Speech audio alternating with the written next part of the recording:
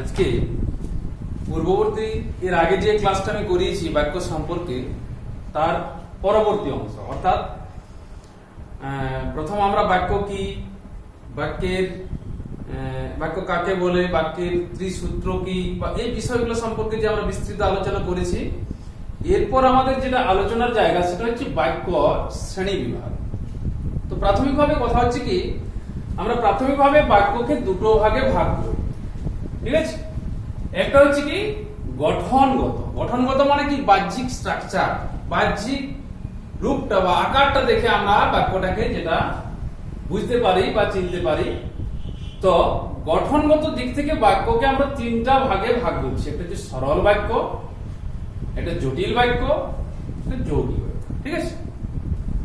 আবার অর্থগত দিক থেকে বাক্য হচ্ছে 7 প্রকার, যেখানে আমরা জানি নির্দেশক, প্রশ্নসূচক, বিস্ময়সূচক, প্রার্থনাসূচক, এইভাবে প্রায় 7টা ভাগ রয়েছে। তো এখন ঘটনা হচ্ছে কি যে আমি ওটা যখন অর্থগত শ্রেণী বিভাগটা যখন আমি পড়াবো, আমি তখন ওটা সম্পর্কে আলোচনা করব। এখন আমাদের এই দিকটা আলোচনা বিষয়। তো এখন দেখো, এই গঠনগত দিক থেকে প্রথম যেটা পাচ্ছি আমরা সেটা হচ্ছে সরল বাক্য।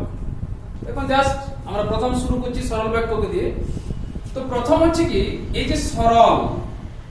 যে সরল শব্দটা প্রথম কি, এর একটা ব্যুৎপত্তি আছে। প্রতিটি এই যে সংজ্ঞা বা নামকরণ করা হয়েছে, প্রত্যেকের একটা ব্যুৎপত্তি আছে বা প্রত্যয়গত রূপ আছে এবং তার একটা আবিধানিক অর্থ আছে।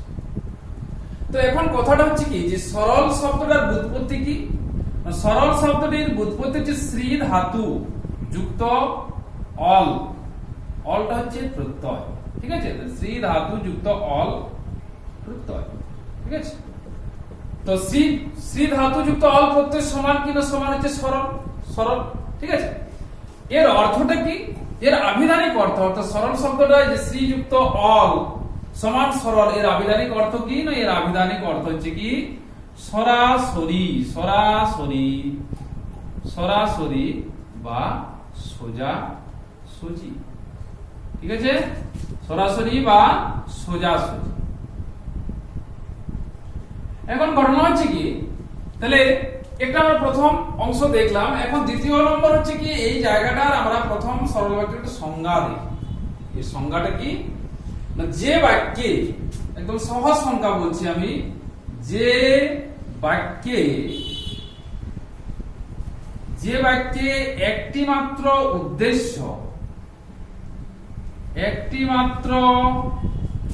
উদ্দেশ্য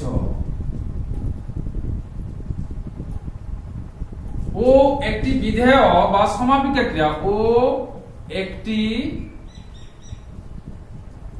বিধেয় বা সমাপিকা ক্রিয়া থাকে,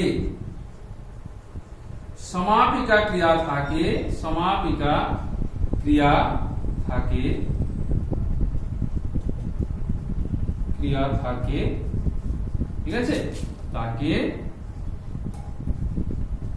সরল বাক্য বলে।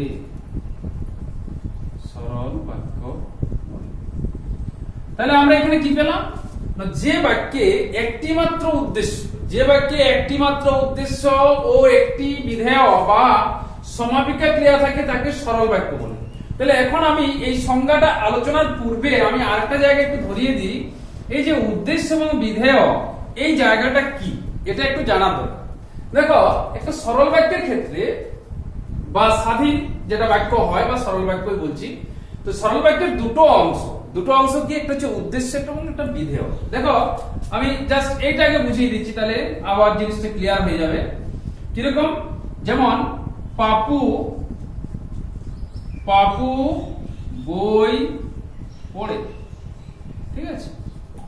তাহলে দেখো, এই বাক্যে কার সম্পর্কে বলা হচ্ছে না, পাপু সম্পর্কে। তাহলে উদ্দেশ্য জিনিসটা কি, এখানে উদ্দেশ্য জিনিসটা আগে আলোচনা করে দিই। তাহলে উদ্দেশ্য জিনিসটা কি না, বাক্যে যার সম্পর্কে বলা হচ্ছে, অর্থাৎ যে কর্তা, ঠিক আছে, তাকে আমরা বলি উদ্দেশ্য। তাহলে এই বাক্যে উদ্দেশ্য পদ হচ্ছে পাপু, এবং উদ্দেশ্য সম্পর্কে যেটা নির্দেশ করা হচ্ছে বা যেটা বলা হচ্ছে সেটা হচ্ছে বিধেয়। তাহলে এখানে কি, এখানে পড়ে অংশটা বিধেয়, ঠিক আছে। মাঝে মাঝে একাধিক পদ এখানে থাকতে পারে। তাহলে এখানে কি, এখানে উদ্দেশ্য হচ্ছে পাপু আর পরে হচ্ছে বিধবা। তার মানে কি, উদ্দেশ্য কাকে বলে না, বাক্যে যার সম্পর্কে বলা হয় তাকে উদ্দেশ্য হচ্ছে, যার সম্পর্কে বলা হয় বা যাকে বলা হয় তাকে বলা হচ্ছে উদ্দেশ্য। হয়ে গেল। আবার উদ্দেশ্য যদি এটা হয় তাহলে এর সাথে সাথে বিধেয় কোনটা না, উদ্দেশ্য সম্পর্কে যেটা বলা হচ্ছে সে হচ্ছে বিধেয়, বা উদ্দেশ্য সম্পর্কে যে নির্দেশ দানটা করা হচ্ছে সেটা হচ্ছে বিধেয়। তাহলে পাপু উদ্দেশ্য, এই সম্পর্কে কি নির্দেশ দেওয়া হচ্ছে না, সে বই পড়ে, তাই বই পড়ে অংশটা বিধেয়। ঠিক আছে। তো এখন দেখো এই যে একটা সরল বাক্যের ক্ষেত্রে আমরা কি না, আমরা দুটো অংশ পাই, উদ্দেশ্য এবং বিধেয়। এবং এক্ষেত্রে বাক্যের আরেকটা জায়গা হয়, এই যে উদ্দেশ্য অংশটাকে আমরা কখনো কখনো বর্ধিত করি, বাড়িয়ে দিই, একাধিক পদ বা মানে বাক্যাংশ দিয়ে একে বাড়ানো যায়। তাহলে এখানে ধরো, যেমন আমি বলছি যে ধরো কমলপুর, সংক্ষেপে লিখছি কমলপুর স্কুলের ছাত্র, ধরো কমলপুর স্কুলের ছাত্র। ঠিক আছে। তাহলে এখন কথাটা কি হচ্ছে, এই যে কমলপুর স্কুলের ছাত্র এই অংশটাকে তাহলে কি বলা হচ্ছে না, এই যে পাপু, পাপু যে আমরা উদ্দেশ্য পদটি পেয়েছি, এই পাপুকে আবার একটু বেশি পরিচিতি দান করে দিচ্ছে কে, এই কমলপুর স্কুলের ছাত্র। অর্থাৎ উদ্দেশ্য সম্পর্কে যে অতিরিক্ত পদ আমরা ব্যবহার করছি সেটা হচ্ছে উদ্দেশ্যের সম্প্রসারক। তাই এই অংশটাকে আমরা কি বলছি, এই অংশটাকে আমরা উদ্দেশ্যের সম্প্রসারক বলি বা প্রসারক। ঠিক আছে। এটা ক্লাস 10 বা মাধ্যমিকে এরকম প্রশ্ন হয় যে রবীন্দ্রনাথের, পাপু রবীন্দ্রনাথের গীতাঞ্জলি বই পড়ছে, দিয়ে হয়তো রবীন্দ্রনাথের গীতাঞ্জলি জায়গাটা দাগ দেওয়া থাকবে, দিয়ে এবার তোমাকে প্রশ্নটা করা হবে যে উদ্ধৃত নিম্নলেখ পদটি কি, উদ্দেশ্য, বিধেয়, উদ্দেশ্যের সম্প্রসারক, বিধেয়ের সম্প্রসারক। এইভাবে এমসিকিউ প্রশ্ন করা হবে। ঠিক আছে। তাহলে এখানে আমরা কি বিধেয় কি না এটা বললাম। তাহলে এই যে কমলপুর স্কুলের ছাত্র, এটা হচ্ছে কি না পাপু সম্পর্কে আরো পরিচিতি দান করছে, তাই একে আমরা বলছি উদ্দেশ্যের সম্প্রসারক ও প্রসারক। আবার ঠিক আছে, এখানে বই পড়ে, তাহলে এইটার আগে যদি আমি বলি রবীন্দ্রনাথের, এটার আগে যদি মনে করো আমি ব্যবহার করি যে রবীন্দ্রনাথের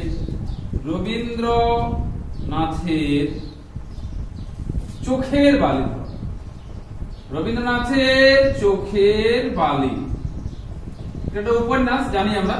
তো রবীন্দ্রনাথের চোখের বালি মনে করো, এই জায়গাটা দাগ দিচ্ছি, রবীন্দ্রনাথের চোখের বালি, হ্যাঁ বই পড়ে, এটাও দাগ দেওয়া যায় ওর মধ্যে, কারণ ক্রিয়াপদে ধরে নেওয়া হয় বা এটাকেও ধরা হয় পুরোটাকে। তো যাই হোক, তাহলে রবীন্দ্রনাথের চোখের বালি, তাহলে এই যে রবীন্দ্রনাথের চোখের বালি অংশটা হচ্ছে কি না, এ হচ্ছে বিধেয়ের সম্প্রসারক, বলে কিনা সম্প্রসারক। হ্যাঁ, তার মানে কি এই যে ক্রিয়াপদ বা এই যে বিধেয় অংশটা কি, এটার সাথে কি অতিরিক্ত পদ বা পদ সমষ্টি বসে কি হলো, একে সম্প্রসারিত করলো বা একে আরো পরিচিতি দান করলো। তাহলে উদ্দেশ্য সম্পর্কে যে পরিচিতিটা দান করছে সে হচ্ছে উদ্দেশ্যের সম্প্রসারক, বা উদ্দেশ্য সম্পর্কে আমরা যেটা বলছি সেটা হচ্ছে উদ্দেশ্য মানে উদ্দেশ্যের সম্প্রসারক। আবার যখন আমরা বিধেয় সম্পর্কে বলছি বা বিধেয়কে পরিচিতি দান করার জন্য বা সম্প্রসারিত করার জন্য যে অতিরিক্ত পদ আমরা ব্যবহার করছি তাকে বলে বিধেয় সম্প্রসারক। তাহলে আমরা যেহেতু এইখানে সংজ্ঞাতে বলেছি, সেইটাকে ক্লিয়ার করার জন্য আমরা কি করছি না, এই উদ্দেশ্য কি এবং বিধেয় কি এবং উদ্দেশ্যের সম্প্রসারক কি, বিধেয়ের সম্প্রসারক কি, এই অংশটা আমি ব্যাখ্যা করে দিলাম। ঠিক আছে। এখন ঘটনা হচ্ছে কি, আমি যখন এই জায়গাটা থেকে তোমাকে নোটস পাঠাচ্ছি হোয়াটসঅ্যাপে, তখন দেখবে এটা আবার ক্লিয়ার করে তোমার ওখানে লেখা থাকছে। ঠিক আছে। তা এখন আমার যে দায়িত্বটা যে বুঝানো, সেটা ভালো করে বোঝানোর চেষ্টা করছি। তো এরপরে যে দেখা যাক কি হয়, তাহলে এরপর আমরা সংজ্ঞায় আসছি সরল বাক্যে। তাহলে যে বাক্যে একটি মাত্র উদ্দেশ্য একটি বিধেয় থাকে তাকে সমাপিকা ক্রিয়া বলে। আর উদ্দেশ্য বিধেয় সম্পর্কে তোমাদের কোনো প্রশ্ন নেই? হ্যাঁ, আশা করি মানে পুরো জিনিসটা তোমাদের সামনে কিছুটা মানে পুরোটাই স্পষ্ট হয়েছে। এখানে কি এই উদ্দেশ্য কি আর বিধেয় কি হয়ে গেছে, ব্যাস। তাহলে এখানে আমরা যেমন একটা সংজ্ঞা দিলাম, ঠিক আছে, যে এবারে সংজ্ঞার পরে আমরা একটা উদাহরণের সাহায্যে জায়গাটাকে বুঝাতে চাই। কিরকম না, একটা উদাহরণ দিচ্ছি, দেখো উদাহরণ একটা দিচ্ছি, যেমন সমীর 10ম শ্রেণীতে পড়ে। এর এই একটা উদাহরণ আমি তোমাদের সামনে রাখছি, শ্রেণীতে পড়ে। তো এখন ঘটনা হচ্ছে কি, এই বাক্যে উদ্দেশ্য পদ কোনটা না, তাহলে এখানে আমি এক নম্বর উদাহরণ দিচ্ছি। আরেকটা উদাহরণ দিয়ে দিচ্ছি, সুবোধ বাবুর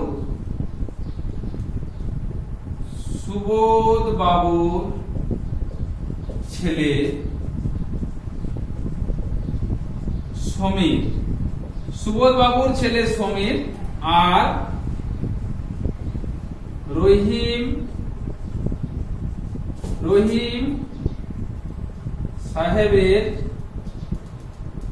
সাহেবের ছেলে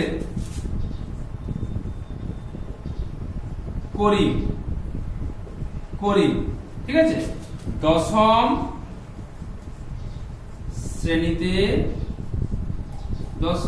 শ্রেণীতে পড়ে। দেখো এখন কথা হচ্ছে কি, আমি এক নম্বর উদাহরণটাতে বলেছি যে সমীর দশম শ্রেণীতে পড়ে, তাহলে এটাকে যখন আমি বিশ্লেষণ করছি, আর আমি নিচে একটা পয়েন্ট দিচ্ছি, এই পয়েন্টটাকে তুমি লিখতে পারো বিশ্লেষণ বা ব্যাখ্যা, ঠিক আছে। তো এখানে দেখো আমরা ফার্স্ট সংজ্ঞা দিলাম, উদাহরণ দিলাম, এবারে এটাকে ব্যাখ্যা করব যাতে জিনিসটা ক্লিয়ার হয়, বা এই যে সংজ্ঞাটা দেওয়া আছে এটা সঠিক হচ্ছে কিনা সেটা দেখে নাও। কি এই যে সমীর এই বাক্যে, তাহলে আমি বিশ্লেষণে কি লিখবো, এক নাম্বার উদাহরণটিতে উদ্দেশ্য পদ সমীর একটি আছে এবং বিধেয় বা সমাপিকা ক্রিয়া পড়ে একটি আছে, ঠিক আছে। তাহলে বাক্যটিতে উদ্দেশ্য অংশের সঙ্গে বিধেয় অংশের সরাসরি যোগ ঘটেছে এবং অর্থটিও সোজাসুজি ভাবে প্রকাশিত হয়েছে, তাই এটি সরল বাক্যের উদাহরণ। এক নাম্বার পয়েন্ট। দুই নাম্বার, তুমি হয়তো বলবে যে স্যার এখানে তো দুটো আমরা নাম পাচ্ছি, সমীর পাচ্ছি, আবার এখানে কি আছে করিম, তাহলে তো এখানে উদ্দেশ্য পদ দুটো। হ্যাঁ ঠিক, উদ্দেশ্য পদ দুটো, কিন্তু উভয় মিলে উদ্দেশ্য একটাই। যেমন ধরো তোমরা একটা ক্লাসে 30-35 জন যে বসে থাকে, এখন ঘটনাটা কি হচ্ছে, এই যে তোমাদের আলাদা আলাদা নাম, আলাদা আলাদা পরিচিতি, এখন আলাদা আলাদা যে নামটা ধরে নাও, তাহলে তোমরা আলাদা আলাদা জায়গা থেকে আসছো, আলাদা আলাদা পরিচিতি, আলাদা গ্রাম, আলাদা নাম, সব আলাদা। কিন্তু এই যে 30 থেকে 35 জন তোমরা যারা আসছো, তোমাদের কিন্তু মূল বিধেয়টা বা সমাপিকা ক্রিয়া কিন্তু একটাই, কি বাংলা ব্যাকরণ চর্চা, ঠিক আছে। তাহলে তোমাদের উদ্দেশ্য, একাধিক উদ্দেশ্য, তোমরা বসে আছো কিন্তু, হ্যাঁ, বা কর্তা তোমরা বসে আছো কিন্তু তোমাদের বিধেয় একটাই, তোমরা দশম শ্রেণীতে পড়ো বা বাংলা ব্যাকরণ চর্চা হচ্ছে। এই যে জায়গাটা আমরা এটা ধরছি, সেই জন্য উদ্দেশ্য পদ একাধিক থাকতে পারে কিন্তু বিধেয় সর্বদাই একটা থাকবে, এই কথাটা বোঝার জন্য। বা এই যে একাধিক উদ্দেশ্য পদ থাকছে কিন্তু সকলের মিলে বা উভয়ের মিলে উদ্দেশ্য কিন্তু একটাই, কিন্তু ওই উদ্দেশ্য একটা, আবার বিধেয় একটা। এদের আলাদা আলাদা উদ্দেশ্য নয়, তোমাদের যেমন আলাদা আলাদা উদ্দেশ্য নয়, ঠিক তেমনি মানে সমীর আর করিমের উদ্দেশ্যটা একটাই এবং উভয়ে দশম শ্রেণীতে পড়ে, তাই এটি সর্ববাচ্য উদাহরণ। ক্লিয়ার? ঠিক আছে। তাহলে এরপরে দেখো আমি আরেকটা জায়গায় যাচ্ছি যে এর নামকরণের কারণ মৌখিক ভাবে বলছি, দেখো যদিও তোমাদের এই জায়গাটা আসে না। সরল বাক্যে সরল নামকরণের কারণ কি না, সরল শব্দটি শ্রী ধাতু যুক্ত অল প্রত্যয় দিয়ে গড়ে উঠেছে, যার অর্থ হচ্ছে সরাসরি এবং সোজাসুজি। অর্থাৎ সরল বাক্যে উদ্দেশ্য অংশের সঙ্গে বিধেয় অংশের সরাসরি যোগ ঘটে এবং অর্থটি সোজাসুজি ভাবে প্রকাশ পায়, তাই বাক্যটির নামকরণ করা হয়েছে সরল বাক্য। ঠিক আছে, চলো আমরা এবার নেক্সট আসছি জটিল বাক্য। এটা এই অংশটা আমি মুছে দিচ্ছি। এর পরের অংশটা আসছে কি জটিল বাক্য। জটিল বাক্যের একটা সংজ্ঞা ফার্স্ট আমরা দিব।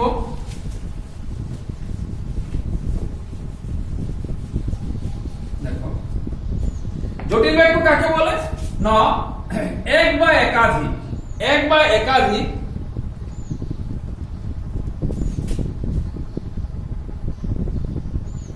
এক বা একাধিক এক বা একাধিক অপ্রধান অপ্রধান অপ্রধান খণ্ড বাক্যের সঙ্গে, অপ্রধান খণ্ড বাক্যের সঙ্গে, ঠিক আছে, একটি একটি প্রধান প্রধান খণ্ড বাক্যের মিলনে, খণ্ড বাক্যের মিলনে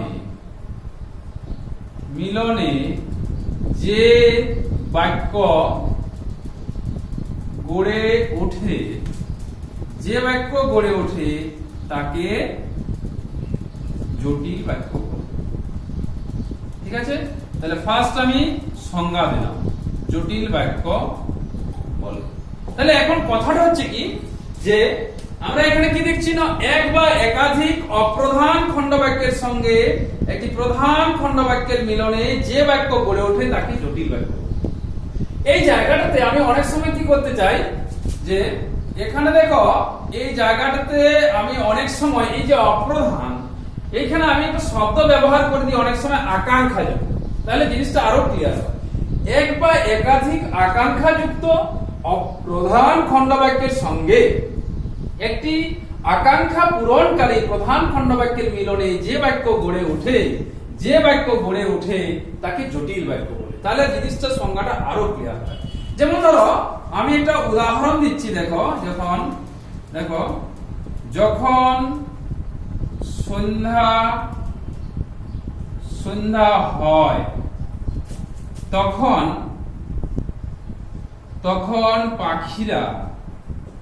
তখন পাখিরা বাসায় ফেরে। ঠিক আছে, এই দেখো একটা উদাহরণ দিচ্ছি। এরপরে এটা আমরা কি করবো না, এখানে বিশ্লেষণ করবো বা ব্যাখ্যা করবো। আমি মৌখিকভাবে বিশ্লেষণটা করে দিচ্ছি, বা যখন নোটস দিবে সেখানে দেখবে ব্যাখ্যা করে থাকবে। ঠিক আছে, তো আমরা এখন প্রশ্নটা কি, আমি এর যে সংজ্ঞাটা বলছি জটিল বাক্যের, দেখো এক বা একাধিক আকাঙ্ক্ষাযুক্ত অপ্রধান খণ্ডবাক্যের সঙ্গে। তাহলে এখানে আকাঙ্ক্ষাযুক্ত অপ্রধান খণ্ডবাক্য কোনটা, যখন সন্ধ্যা হয়। ঠিক আছে, কেন আকাঙ্ক্ষা না, আমরা শুদ্ধ বাক্যের ত্রিসূত্র যেখানে বর্ণনা করেছি আগের ক্লাসটাতে, সেখানে আমি কিন্তু বিস্তৃতভাবে বলে দিয়েছি। তাহলে এই যে আকাঙ্ক্ষা, যখন সন্ধ্যা হয়, পরের অংশটা জানার জন্য শ্রোতার মনে যে আগ্রহ, এই ব্যাপারটা। তাহলে এক বা একাধিক আকাঙ্ক্ষাযুক্ত অপ্রধান খণ্ডবাক্য, তাহলে এই বাক্যের মধ্যে এটা হচ্ছে অপ্রধান। ঠিক আছে, কারণ সন্ধ্যা হওয়াটা হচ্ছে অপ্রধান, কিন্তু পাখিদের বাসায় ফেরাটা হচ্ছে প্রধান। তাহলে তখন পাখিরা কি করে, বাসায় ফেরে, এটা হচ্ছে প্রধান বাক্য। অর্থাৎ এইখানে মূল ক্রিয়াপদটা অবস্থান করছে, অর্থাৎ এখানে মূল কাজটা বোঝাচ্ছে। ঠিক আছে, এটা হচ্ছে যখন সন্ধ্যা হয়, এখন সমাপিকা অসমাপিকার মধ্যে রয়ে গেছে, কিন্তু এখানে ফেরে সমাপিকা ক্রিয়ার মধ্যে আসছে। এখন কথাটা কি বলতে চাইছি দেখো, তাহলে এটা আমি এবারে বিশ্লেষণ কি করব না, এই যে উদাহরণটা, উপরের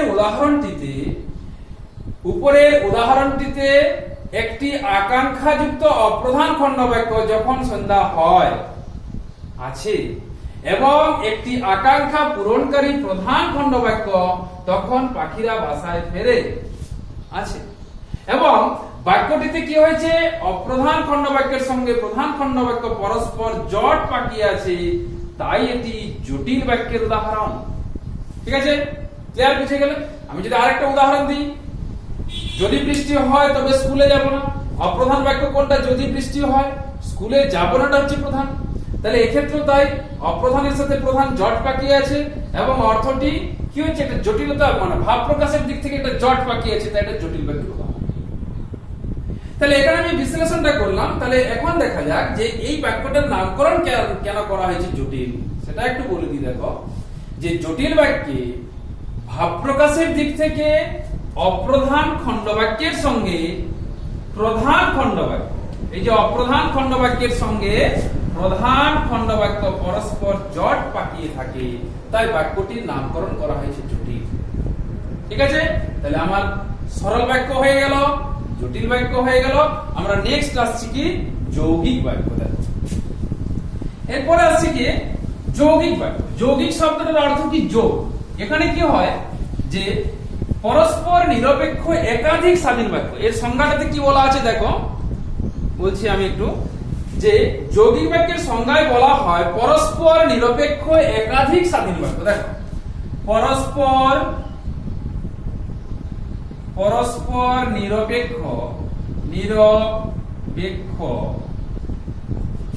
পরস্পর নিরপেক্ষ একাধিক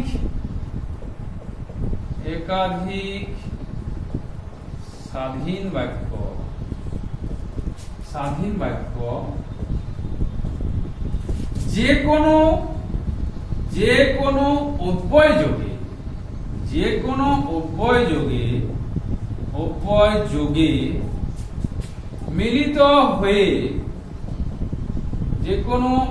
যোগে মিলিত হয়ে দীর্ঘতর অর্থযুক্ত, বাক্যটা ছোট হবে কিন্তু অর্থটা দীর্ঘতর, অর্থযুক্ত বাক্য গঠন করলে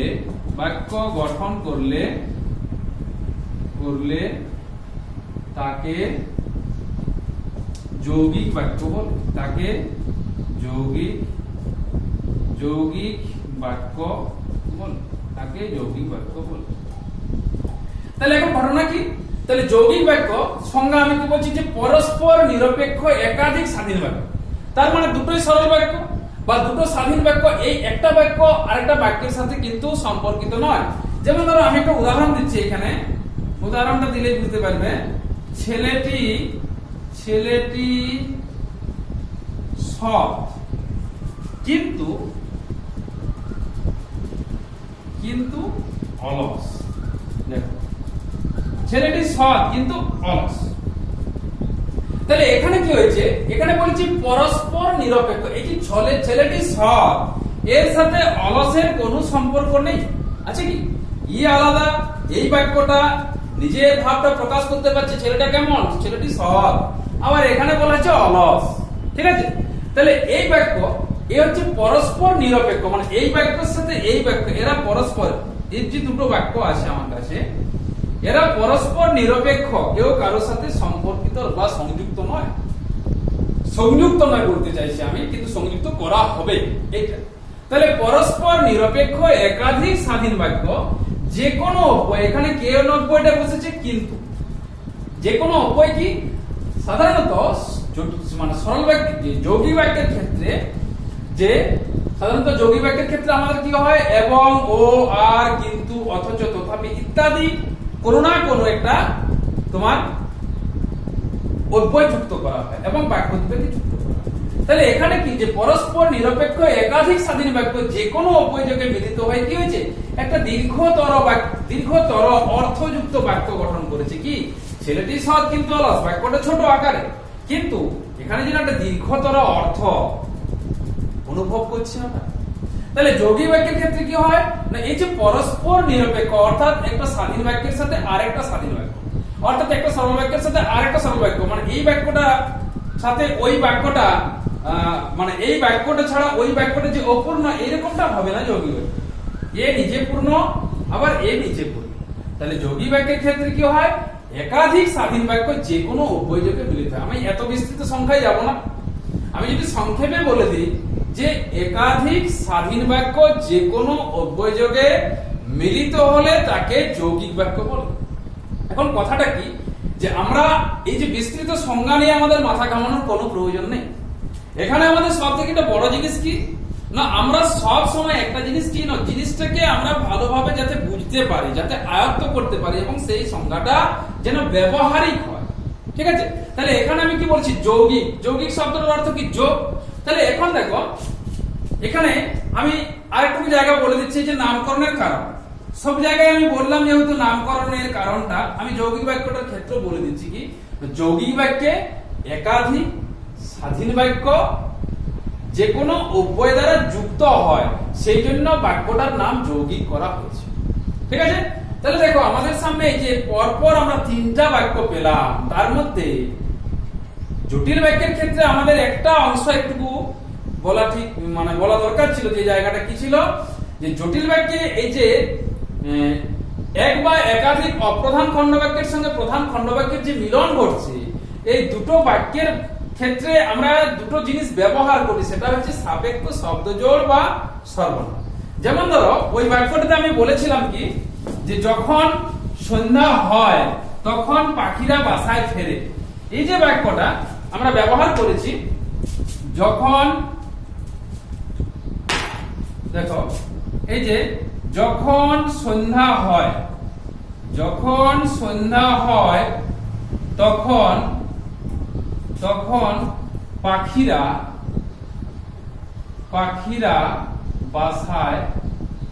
বাসায় ফেরে।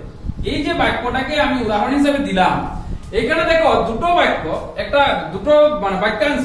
অপ্রধান বাক্য কি ছিল? যখন সন্ধ্যা হয়, তার মানে সন্ধ্যা হয়। আর এদিকে কি আছে না, এদিকে আছে পাখিরা বাসায় রে। তাহলে এই যে মানে কি ঘটনাটা, এই যে আকাঙ্ক্ষাযুক্ত অপ্রধান খণ্ডবাক্যের সঙ্গে আকাঙ্ক্ষা পূরণকারী প্রধান খণ্ডবাক্য যে মিলিত হয়েছে, এই মিলিত হওয়ার জায়গাটাতে কি হয় না, এখানে একটা সাপেক্ষ শব্দ জোড় বসানো হয়। কি? এটার নাম হচ্ছে সাপেক্ষ শব্দ জোড় বলা হয়। ঠিক আছে, সাপেক্ষ শব্দ জোড় বা সাপেক্ষ সর্বনাম বা সাপেক্ষ অব্যয়ও বসে। কিন্তু অব্যয়ের ব্যবহার বেশিরভাগ ক্ষেত্রে একটা হয়, সেই জন্য সাপেক্ষ শব্দ জোড় এবং সর্বনামটা আমরা বেশি পাই। কি বলছি দেখো, তাহলে এই বাক্যটাতে এই যে যখন আর এই যে তখন, এই সাপেক্ষ শব্দ জোড় কি করলো? বাক্যটাকে যুক্ত করে দিল। অপ্রধান বাক্যকে অপ্রধান বাক্যের সাথে মানে অপ্রধান বাক্যাংশের সাথে প্রধান খণ্ড বাক্য এই হলো যুক্ত হয়ে, মানে যুক্ত হয়ে। কিন্তু ঘটনা হচ্ছে কি, এরা হচ্ছে কি পরস্পরের জন্য অপেক্ষা করে, সেই জন্য নামটা হচ্ছে সাপেক্ষ। অর্থাৎ এখানে যেমন তুমি যখনটা দিলে, ভালো করে জিনিসটা বোঝার চেষ্টা করো। জটিল বাক্যের ক্ষেত্রে যখন আমি এই যে জায়গাটা দিলাম, এই যখন দেওয়ার সঙ্গে সঙ্গে কি করছে না, আরেকটা এরকম শব্দ জোড় বা শব্দের জন্য অপেক্ষা করছে। তাহলে এই যে এরা কি জোড়া শব্দ, যখন তখন, হ্যাঁ, যেটা সেটা, এটা ওটা, যেখানে সেখানে, হ্যাঁ, তারপরে তোমার যত তত, এই যে এটাকে বলা হয় সাপেক্ষ শব্দ জোড়। একটার সাথে আরেকটা মানে ডবল যে ব্যবহার করা হচ্ছে সাপেক্ষ শব্দ। আবার নেক্সট আছে সাপেক্ষ সর্বনাম। সর্বনাম কি? নামের পরিবর্তে আমরা যে পদটা বসাচ্ছি। তাহলে নামের পরিবর্তে কি? যেমন যার তার, যেমন যার তার, যে সে, যিনি তিনি, যাহারা তাহারা, ইনারা উনারা, এগুলো হচ্ছে সাপেক্ষ সর্বনাম। যেমন আমি একটা উদাহরণ দিচ্ছি সাপেক্ষ সর্বনাম দিয়ে দাও। যার যেমন চিন্তা, যার যেমন চিন্তা, তার তেমন ফল।